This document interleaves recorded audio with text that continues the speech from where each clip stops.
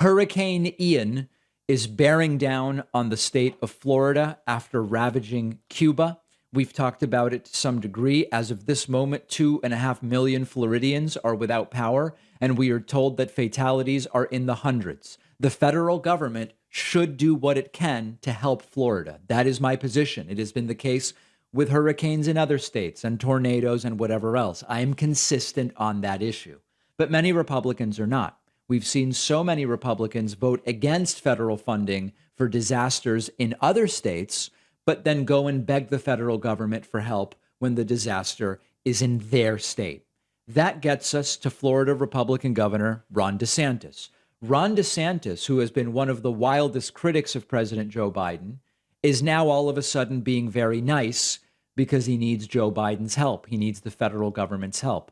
What happened to Florida being a big boy, patriotic, self-sufficient state who doesn't need anybody's help and they have all the freedom in the world? Well, all of a sudden, they're issuing mandatory evacuation orders, which I agree with, but they're not exactly the freedom that Ron DeSantis has touted. All of a sudden, DeSantis wants federal cash for disaster relief, even though DeSantis in 2013 voted no for Superstorm Sandy relief funding for New York and New Jersey. Is he a hypocrite? Of course he is. But it's been really funny watching him try to equivocate when being interviewed by Sean Hannity on Fox News, which we're going to get to in a moment. Newsweek article, DeSantis praises Biden as Florida governor, changes tone before Hurricane Ian. What a surprise. What a surprise. Florida Governor Ron DeSantis has expressed gratitude towards President Joe Biden for his cooperation as Hurricane Ian is due to hit the state.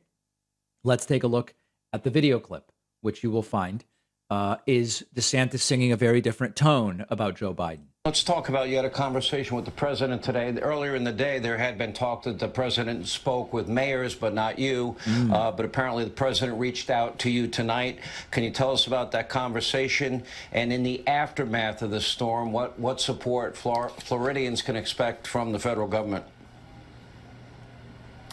Well, Sean, what I said today is, my phone line's open. When people's lives and their property are at risk like this, we all need to work together. Right.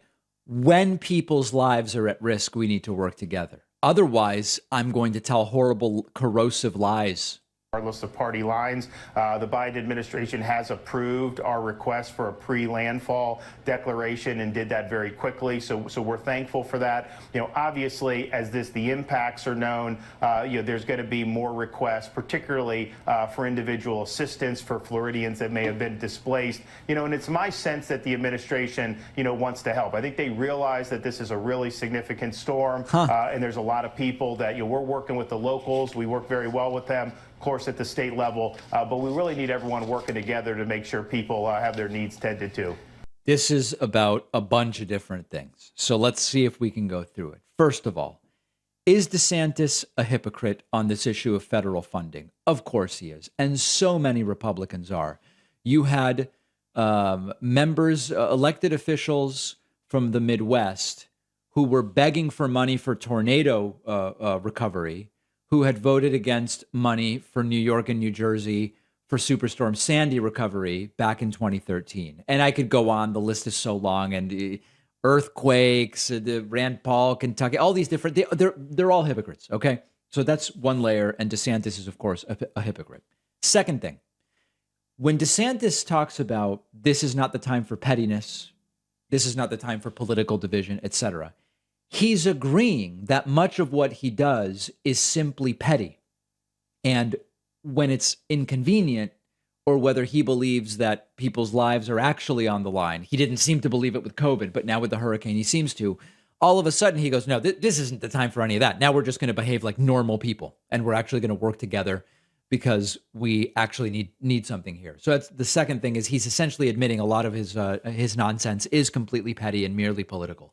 But then there's a third aspect, which is that Ron DeSantis is on the gubernatorial ballot in, 5.5 weeks or something like that. He will either be reelected the governor of Florida, potentially booing him into running for president in 2024, or he will lose to Charlie Crist. Now, the polling looks fine for DeSantis right now for the most part, save one recent poll. But DeSantis is also acting this way out of self-preservation because he realizes, much like Trump's COVID response destroyed Trump's reelection, and much like bad disaster responses in other states have dramatically impacted the approval ratings of those leaders. Think Greg Abbott in Texas, although Abbott has now recovered. It's been long enough. He'll probably still win re-election to governor against Beto in Texas. DeSantis realizes that the timing of this hurricane, if there were to be a bad response, would be really bad for his reelection. So that's what's happening. Oh, and then there's a fourth aspect to this as well. The Trump narcissistic style is extraordinarily transactional. And so to some degree, this is also DeSantis thinking to himself, if I'm nicer to Biden on TV, the federal government might give us more money. And of course, Biden knows that this is what DeSantis is doing. But to praise Biden, quite frankly, Biden doesn't care. Biden realizes that it's his job to say yes when Americans need something. Americans in Florida need something right now. So Biden's going to get them the money. Biden's not perfect. There's no doubt about it. But on this, there is a really sharp contrast between Biden and Trump. Trump, even in situations of disaster relief, is extraordinarily petty and narcissistic and political. Biden's just going to send the money. Biden doesn't really care whether Ron DeSantis is being nice to him on TV or not. So there's DeSantis all of a sudden saying, no, I mean, things are going fine with Biden. And we know all the reasons why, 4 different layers as to why this is what's going on. One of our sponsors today is BusyBox Child. I know that there are many parents in our audience. This is for you. BusyBox Child offers really great subscription boxes for kids filled with sensory toys that will help your toddler to elementary age child stay off screens and do some really interesting stuff. Technology use by kids is at an all-time high, especially after the pandemic. Playing off of screens is really critical for development, for cognitive development, social, emotional well-being for kids. It's an ideal opportunity for parents to engage with kids as well. Carolyn is the founder of BusyBox Child. She's a mom and a child clinical psychologist who designs all the boxes that you receive. BusyBox Child offers monthly sensory kits with different themes for each season, or you can get a monthly sand bin subscription for hours and hours of fun. Check out their mini jars and mini kits for playtime on the go. BusyBox Child is a small business that supports The David Pakman Show.